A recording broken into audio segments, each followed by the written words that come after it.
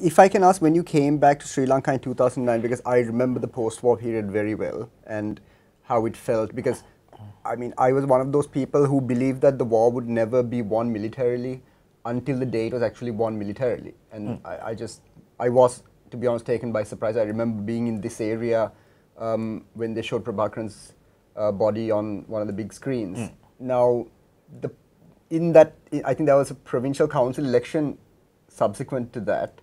And I voted for the first time for the People's Alliance, or I think it was the UPFA at the time. That was my first time voting for them. I haven't voted for that side since then. That was also the election where I think Hirunika Premachandra's father was gunned down. It was just after that period, wasn't it? I think that was the municipal council election. The municipal council, not the provincial council. Sorry. So that election, I sort of felt, let's give Mahinda Rajapaksa and this team a chance since they won the war. There was a bit of, I mean, looking back on it, it is a muddled thinking. But did you feel that by any chance when you came? I mean, you've obviously also been a staunch UNPer. I had voted for the UNP before myself. But how did you feel coming back? Did you feel that we should give this government a chance in 2009? How did you view that? Because like, let me be honest, like, you know, like I come from like a true green blood family, and, you know, we have been UMP for generations. Right. But see, this whole war thing was going on when I was living in Sydney.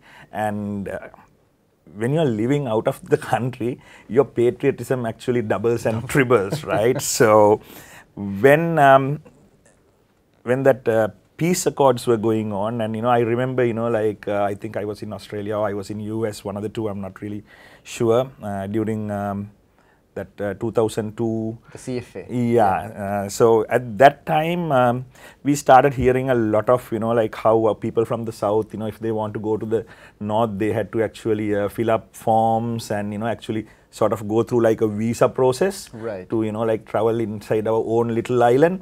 So that actually did not really sit well with me at all. And when it came to the 2005 presidential election, where Mr. Ranil Wickremesinghe and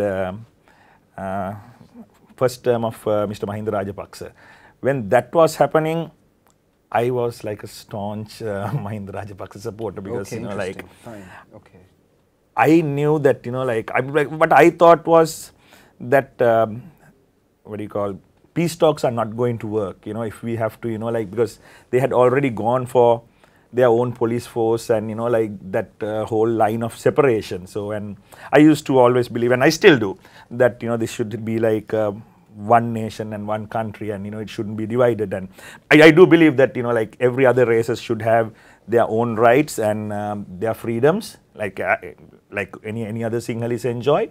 But I wanted this to be like a unified country. So 2005 election, I was definitely, you know, like I was not in the country, but, you know, like I was definitely on that whole line of, you know, like, let's give this man a chance, you know, like we have tried the peaceful way for so long, it doesn't work, and, you know, like last straw, let's try it this way.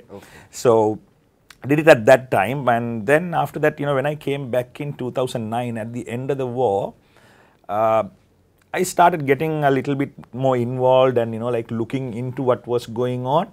You were on the ground in Sri Lanka. Yes, yeah, and the other thing is, I guess, you know, like it's depends on the media that you are listening to, and, you know, like, and people you hang out with, and the information that you get are vastly different from, you know, like depending on the side that you are listening to. So I actually thought there was a lot of corruption going on, because I'm someone who actually believed in Mr.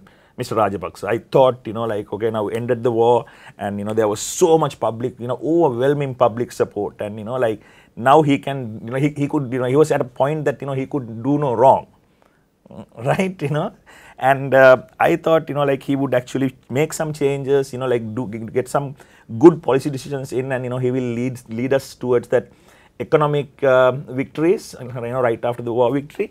But clearly he was not going that way. So because of that, after 2019, I just again, you know, started supporting, you know, the opposition, you know, like at that, you know, first it was this is 2009. 2009, and then 2010, I think General Sarath Fonseca tried, and, you know, like, you know what happened there. But I really thought, you know, like we needed a change at that time. And that's when, you know, like I actually got into active politics because I started getting some threats and, you know, like I got into a lot of trouble being an active part of that campaign as well. So, and again, that was something that shouldn't be done, you know, like, because, you know, like you should not start hounding your, you know, political opponents, you know, like using the CID and using the police force, you know, like this is not things that are done in the democratic process.